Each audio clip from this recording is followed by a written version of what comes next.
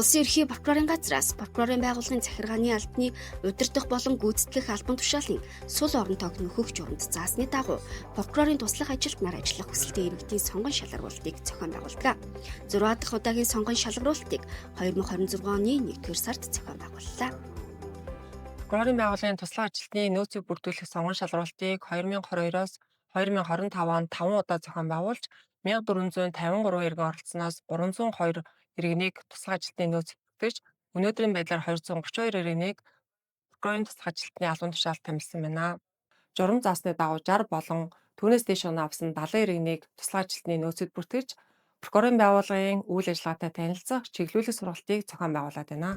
Энэ удаагийн сонгон шалгаруулалтад нийт 421 иргэн бүртгүүлснээс хууль эрх зүйн мэдлэгийн сорилгын шалгалтад 232 оролцогч тэмцэн бодлого, эссе, ярилцлагын шалгалтад оролцож нийт онооны 60 ба түүнээс дээш оноо авсан 70 оролцогчийг прокурорын туслах ажилтны нөөцөд бүртгэсэн байна.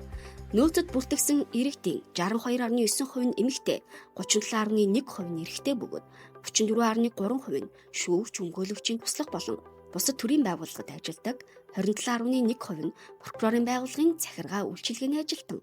Ихтэй сургууль төгссөн байдлын хувьд дотоод хэргийн их сургууль, Монгол Улсын их сургууль, их засаг олон улсын их сургууль, Шихэг хотог зэрэг сургуулийн өсөгчд байна.